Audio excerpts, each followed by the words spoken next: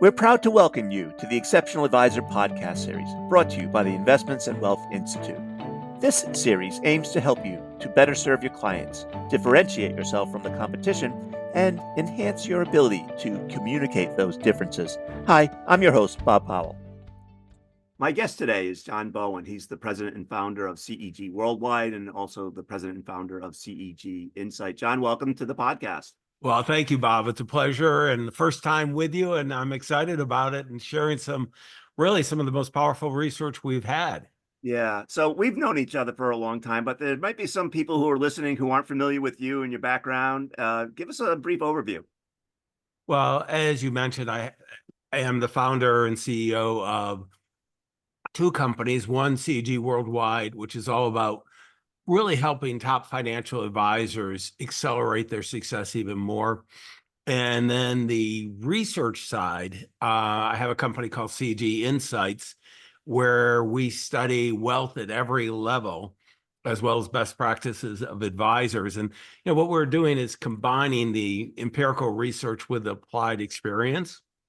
And the reason I've done all this is, Bob, you might relate to this too, is I found myself as an advisor. Now, this would have been over 20 years ago. I was an advisor for 26 years, and I was in an entrepreneurial fog. And I really wanted somebody to just, give me the game plan on how to do this stuff. And I felt like I had to always do it. And so I had two partners. I was CEO of the firm, and we built it up to a little over $2 billion in 1998. We were the largest independent advisor at Schwab. And that got us a lot of offers. We ended up selling it for 16 times earnings. Quite honestly, I wouldn't have done it. But my two partners, I learned that it's important to have the majority. I had the largest interest, but not the majority. So it was a great liquidity event. And that's where really from there, I've continued on setting up these companies to really understand what works best now for a financial advisor, both top and those aspiring to be top. Yeah. So I know we're recording this both as a podcast for our listeners who are audio only, but we're also recording it for YouTube, where you'll be sharing some slides. And I just want to make mention to anyone who's listening on the audio side that you can go to YouTube to watch the video podcast and see the slides, but we'll also make available the present part of the presentation. What we're going to do is we have a report that's a summary for financial advisors, and everything I'm going to talk about today and more, Bob, is in the report called the Dream Team Effect. And we'll give it'll look like this, and we'll go ahead and make it available for a download in a link, a relatively short link, and make sure to go get it, because once you hear what we're going to talk about, I mean, just where everybody's always talking about getting more clients or doing this or doing that. One of the things as we scale up, it's so important to have the right team. And it makes, for most advisors, this is probably the most important decision they're ever going to make. Yeah. So in the Dream Team Effect study, you came up with 7 thought-provoking questions that we should be discussing. Start with the critical insight from the study, and that underscores this crucial role of teamwork. Yeah, one of the things that I was very interested, because as I mentioned, that entrepreneurial fog, I really struggled in the beginning as a team, and one of the things is you're going as a financial advisor, and you start having success. You can't do it on your own, even with today's technology. So you have to hire in individuals, and boy, that's a challenge.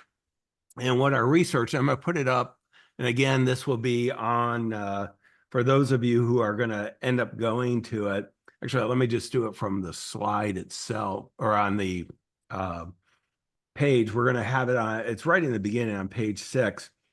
And well, actually, let me do it here first. And so on the slide, one of the things we asked is, what's the relative success you're thinking? And one of the things that I found very, very quickly that was interesting was this whole concept that, really only 8.1% of the advisors felt they had a true dream team.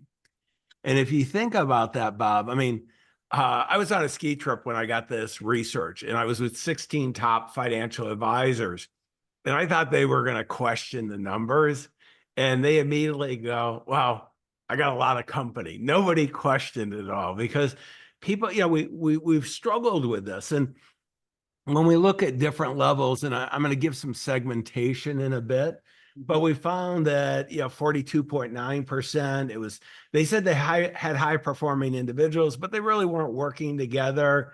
And negative performance, 42.9 reported that they had actually had lost assets under management or revenue due to a team member. So the consequences of having a bad team is huge. And what we want to do is really make sure that we're structured in a way that we're going to be able to accomplish the goals, really get the results for the clients, for the team as well, and then for yourself. Yeah. Before I move on, I'm sort of curious about this notion of genuine cohesion. Like, is there a definition of it? What does that look like? Well, the big thing at a higher level, the highest level we'll talk about is a concept called co-elevation. Mm-hmm. And one of the things that I'm looking for in a team, and we found this of the most successful teams. This is a study of 899 very successful financial advisors. And what we found was this top group, they were co-elevated. So not only had they brought a team together that was working, the classic collaboration, they're playing well together, but they're actually committed to each other's success. And that's a much higher level type thing. And, if somebody does something wrong, you're going to go ahead and share with them. You're going to ask for permission. Hey, can we have a discussion on this? But, it'll be done in a way that we're helping them be even more successful. Or if they're not the right team member, we're going to help them, find new opportunities as well. All right. Well, remind me to ask a follow-up question to that, but I want to dive into the key findings that underscore the importance of this teamwork and the effect of teamwork. Well, yeah. And so one of the things that comes out of this is this whole concept of, what's the positive, impact that we can have when we're doing high performance teams. And let me go and, one of the things is teams, the vitality.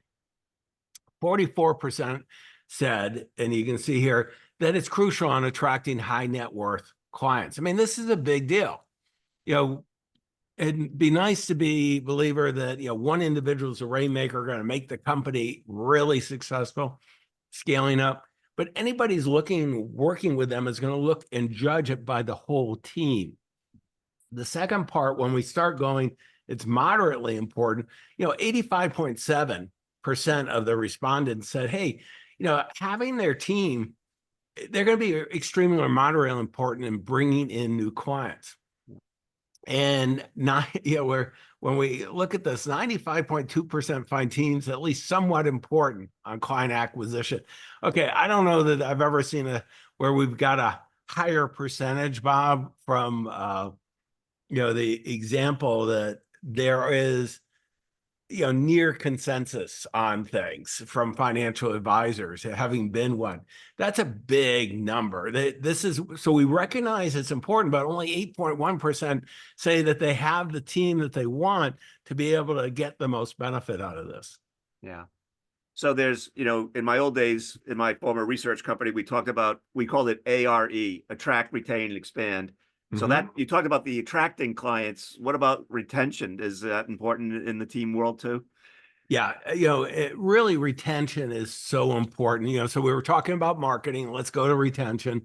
And with retention, what we found is nearly 50% indicate that's very significant. I mean, this is, again, if you've got a good business, what's happening is you're not doing the operational stuff. If you're the lead advisor, you've got a team.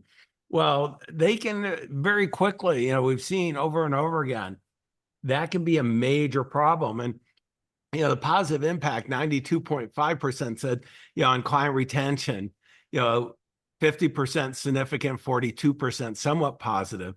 This is where one of the things we want to recognize, if we're going to have long-term relationships with clients, what happens is we have to have really good to great team members that are capable of building those relationships, Bob.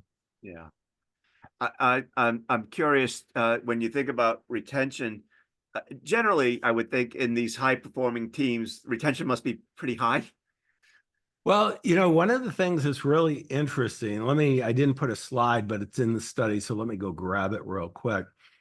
There's a lot of dysfunction out there, and it's worse than I thought. And this is one of the reasons why I wanted to do the podcast with you. I wanted, we really even haven't published this as we're recording it, we haven't published it to our corporate members in our research. But, I wanted to get this out as quickly as possible because we're going to not only talk about all the problems, opportunity problems, but we're going to talk about how you address it.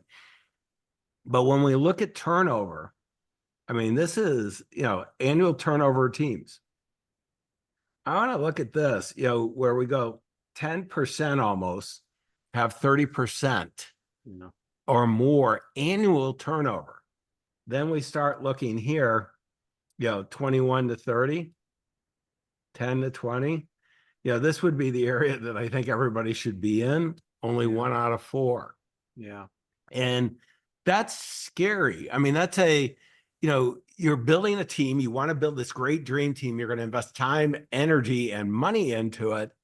And all of a sudden now we're doing that and they're leaving us. And, how can we really make that work is one of the key things that I want to talk about. Yeah.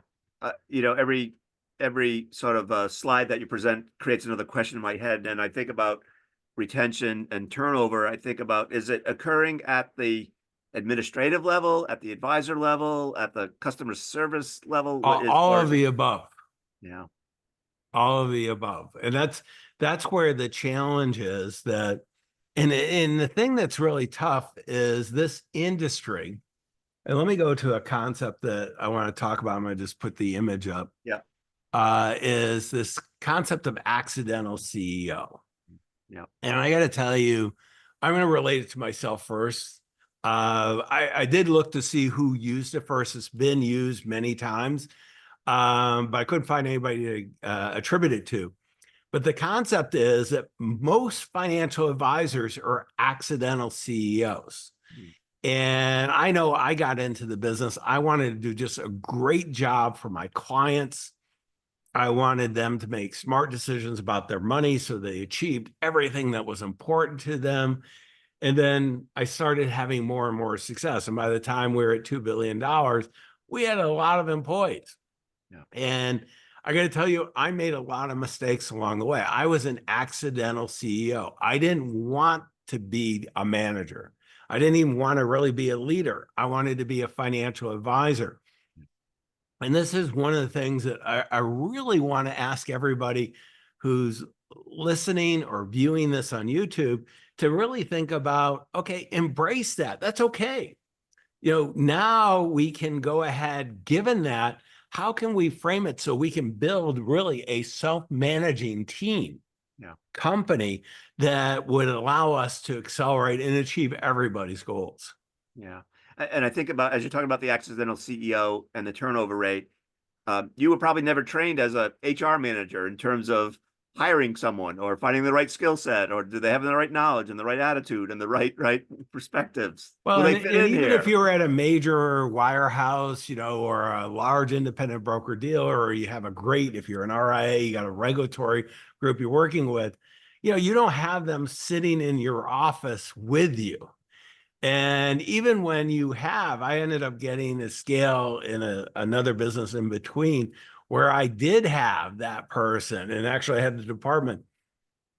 We had 400 employees. You end up, you still have to reach out constantly. You're learning and all this. And how can we set this up? And particularly the thing that I became so big for me is a self-managing practice where everybody's committed to that collective success so that you don't have to be the manager of Yeah. this. Yeah. And I want to point out one other thing, Bob, that I think is really important as we're setting the challenges up before the solution. This was a big surprise to me.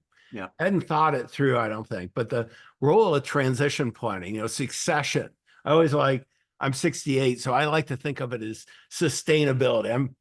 Great health. I plan on staying for a long time as long as health is good. Love it. I'm passionate about helping my fellow entrepreneurs, financial advisors be even more successful. But one of the things we want to do is we got to look at our own practice. How do we future-proof it?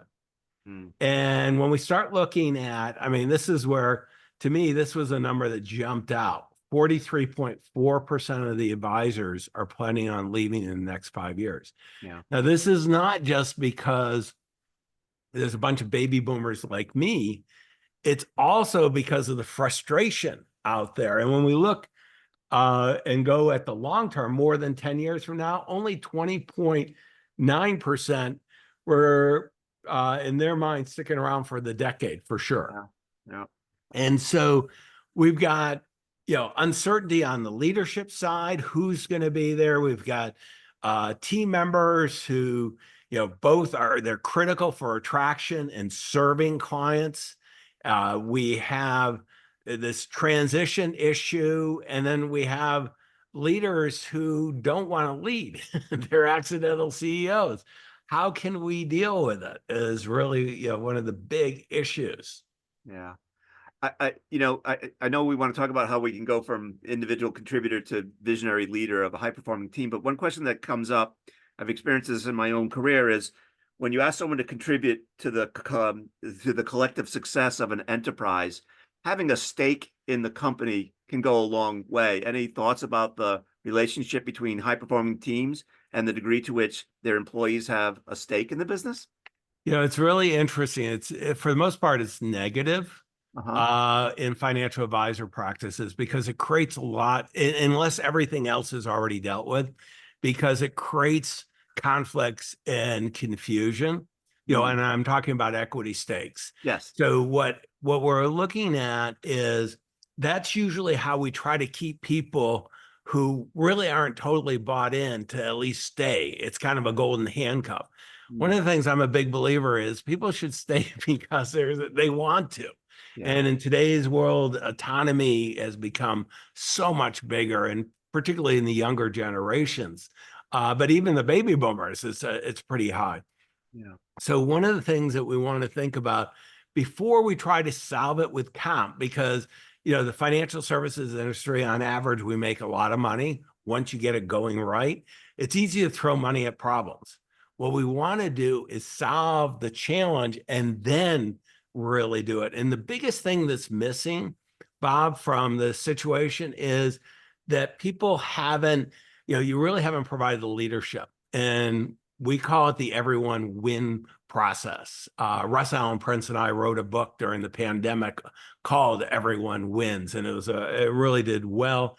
And it's a simple concept: is you take your self-interest, their self-interest, you find if there's alignment. If there's no alignment, they shouldn't be with you. But if there's alignment, then it's what we call enlightened self-interest.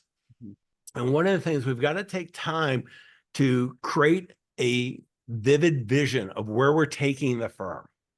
And then we need to be able to understand what our teammates want and how they can contribute and what they're going to want to contribute and how can they grow if they want to grow in this process. Yeah. We found once you do that, it just changes really the world, because now they're clear on whether they want to play with you. It should be an exciting future. And that's really where the big win comes in. Yeah.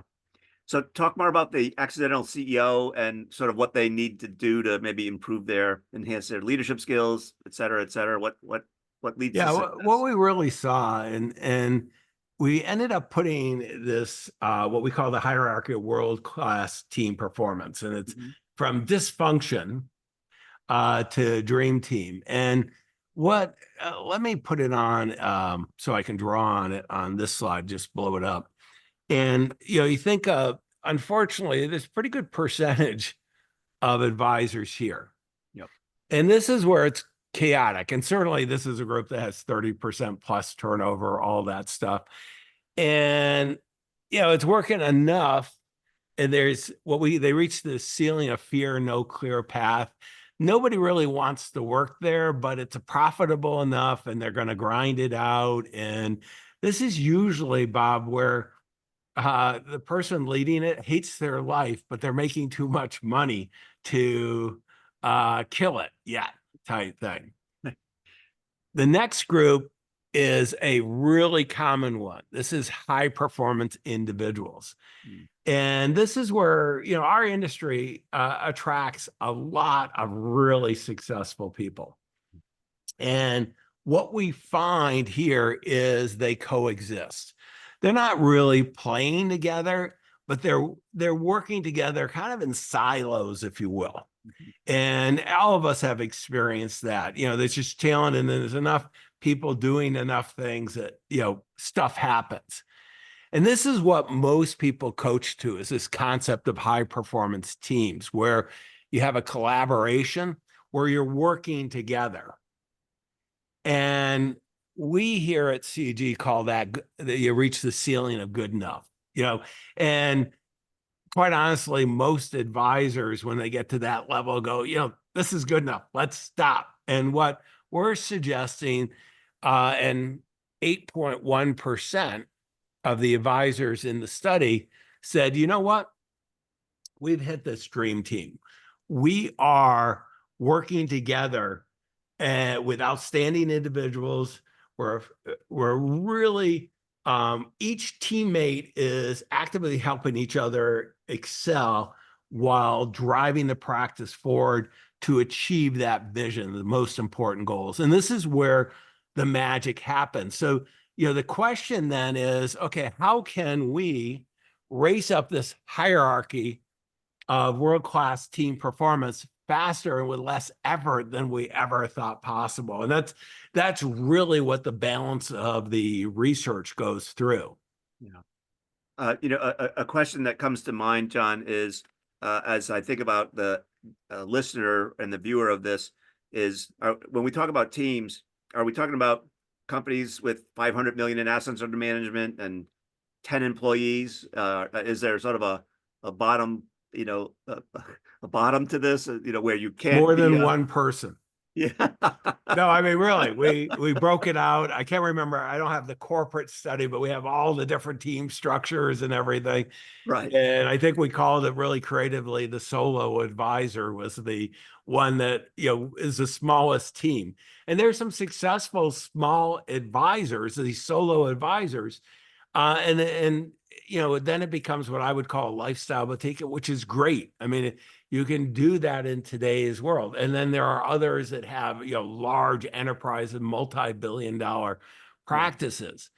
But in every single case, we've got to deal with, unless you're doing everything on your own, there is a team. And even if you're doing everything on your own, there's the internal team and the external team of other professional strategic partnerships you have. And you have to, it's really easy to be chaotic with them as well. Right. And what we want to do is create that co-elevation with both internal and external. So in the case of the solo advisor, where you might have to have an outsourced CIO or an outsourced compliance department or outsourced whatever CRM, I don't know, right? I mean, you're still a team. Yeah, no, I outsource a tremendous amount, Bob. And, and one of the things, we have a written vision statement for our companies. We share it with everyone. We get very clear what's in their self-interest, what's in our self-interest, what were expectations. And I can go on, the process we go through it. I'm going to share that. Actually, let me just put that as you're talking about it, I'm thinking this has to be a mindful approach to actually make this right from and this reality. Is the problem is what we typically do is we read articles, even books, where there's no framing. Yeah. One of the things about CG, we're big on mastering framing. Yep. And because, it's not that we just have to have really great teams and ideally dream teams, but we got to do everything else. And, this is where, the good enough hits in, and sometimes we don't get to the good enough ceiling. So Yeah. how can we do that? Well, one of the things we're big on, and remember, we're always taking empirical research. This is our company, CG Insights, doing the research. And we will make available the study, the Dream Team Effect, for everybody who's listening to this or viewing this. And the second part is, we have the privilege of coaching and training thousands of advisors each year. And we call that applied experience. So we're bringing that together, and we created this model. And this is what we call the Dream Team Framework. It's unlocking exceptional performance in teams. And you'll see is there's 3 key levers here. There's 9 accelerators. There's 3 core goals, excuse me. And then the ultimate outcome. So let me go, I'm going to do it on reverse so I can draw on it. What every team leader, and quite honestly, every team member, wants: unequaled performance certainty. We want stuff to work.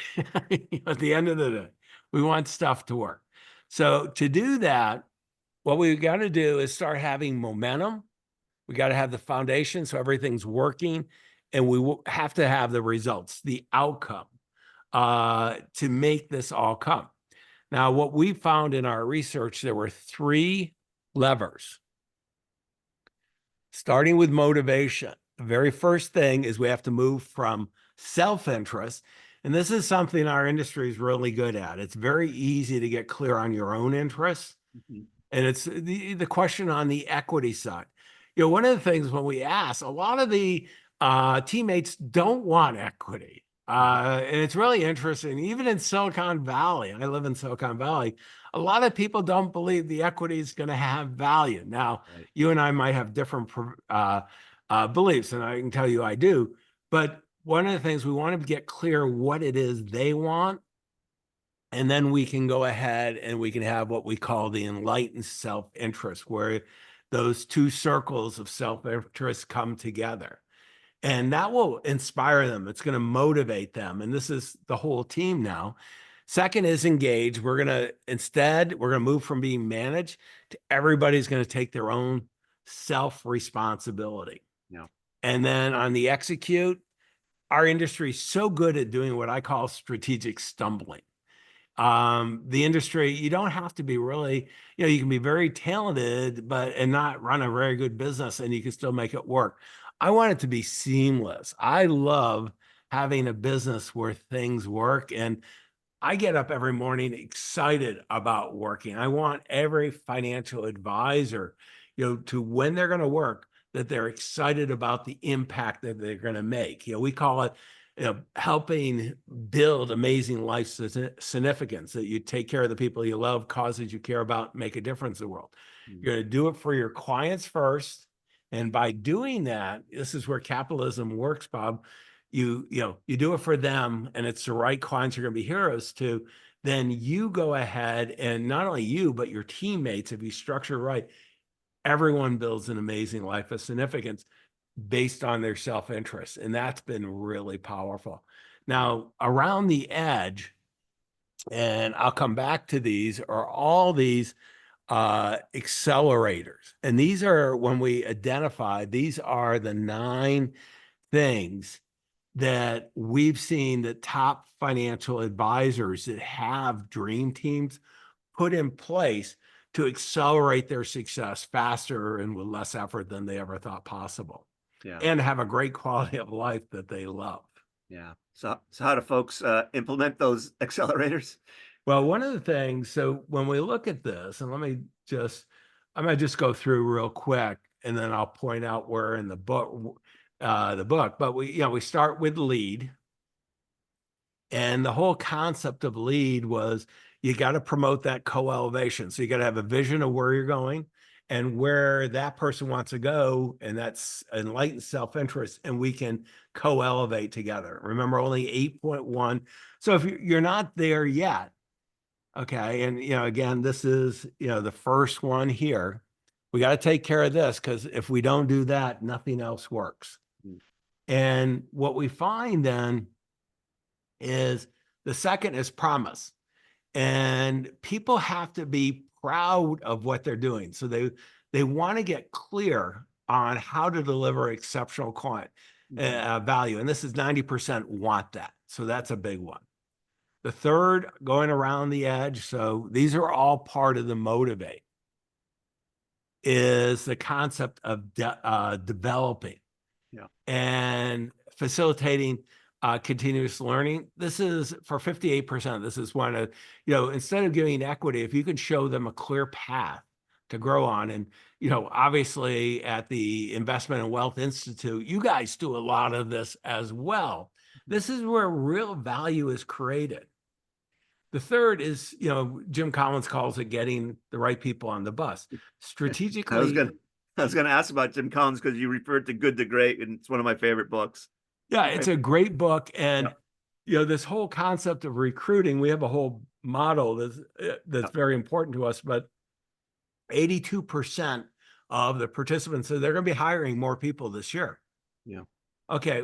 Well, if you're going to attract talent, there's got to be, you want to attract the best talent you can that's right for that position. Yeah. Well, this is where if you don't have the first part of the motivation done, it ain't going to work. If you don't have lead, promise, and develop done. Okay. From there, resources. What are the established shared values and objectives? Recognize, how are we going to celebrate contributions?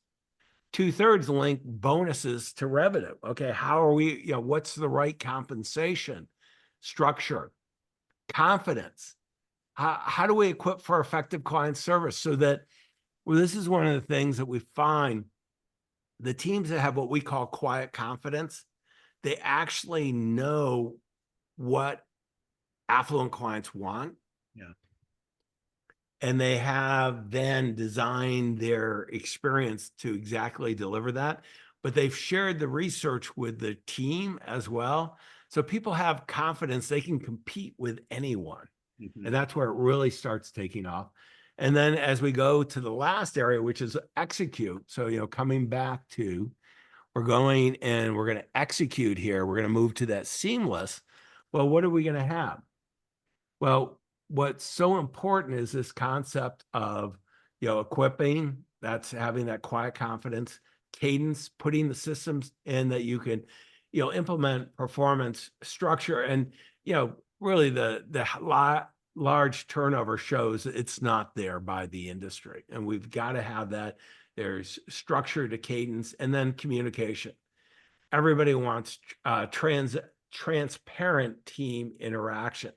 Now, one of the reasons why I want to give the book to everyone, and this is where we've gone ahead and we've really given the highlights in each of these accelerators. So we've written out what are the key drivers of success in all 9.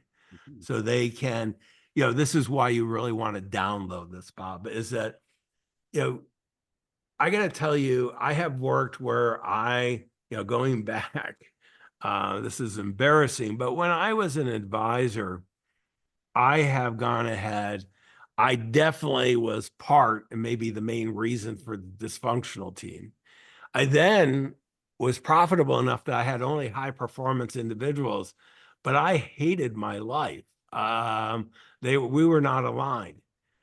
We got here, and that's when I sold the business. Yeah. Okay. I have now in both our major businesses, dream teams, co-elevation. And I got to tell you, I wake up, I'm 68, I'm financially independent by a good number. I love my life and I can design it on purpose. And one of the things, financial services industry, and we have the privilege of working with so many advisors, that this is really a big opportunity for them, that there's no heavy lifting. If you want to stick around and, sticking around to a dream team is not that hard to do. And so that's where, that my passion is. Yeah. Well, I can attest to this fact, the IWI and CEG Worldwide and Insights, we now have this relationship. We could talk more about that, but I have a chance to, on a weekly basis, work with your team And there's no doubt in my mind that it's a dream team. So you are walking the walk for sure. Yeah, and haven't always done it though. Full disclosure, and I've tried both. I like this a lot better, Bob. And we have the privilege of working with many advisors that are building it. Like the 8.1% is not our clients. We don't serve our clients for the research. Yeah. But one of the things that you and I promised to do, and I want to put this slide up. If you're viewing this, you can take a picture of the QR code, or you can go ahead. And I'm going to say it slow for those of you listening. And if you're driving, wait and replay it later type thing, or go to the YouTube because there'll be the link there. But it's www.cegwin, Charlie Echo Golf win.com/IWI -team. And when you do go there, what you're going to find is you'll go ahead to our website and you'll have the ability, just put in your information.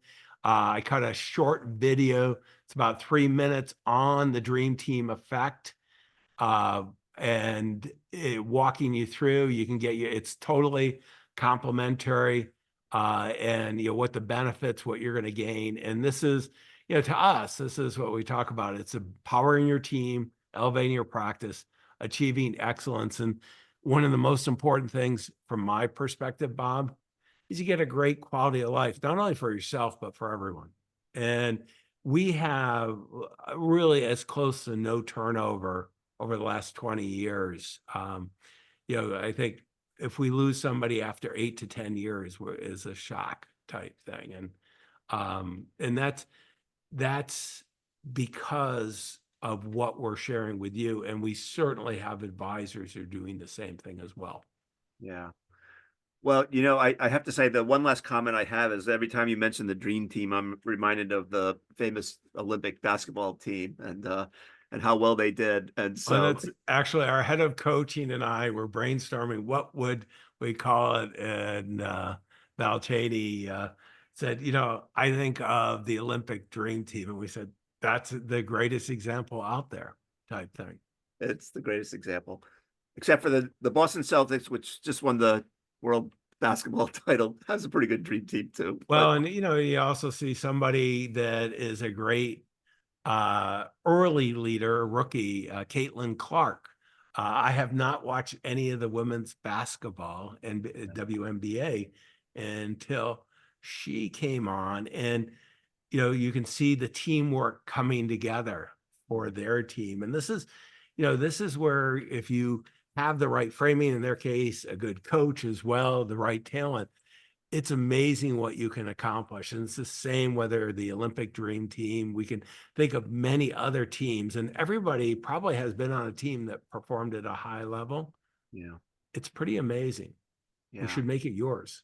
Yeah. I mean, I think as I think about it, like, who doesn't aspire to be, part of a dream team? So, if you're not waking up in the morning thinking that's your goal for the day, maybe you ought to be downloading the results of this study and taking Yeah, all. and I'll just put it up one more time. Yeah. Go ahead, the QR code. We've got www.cegwin.com/IWI-team.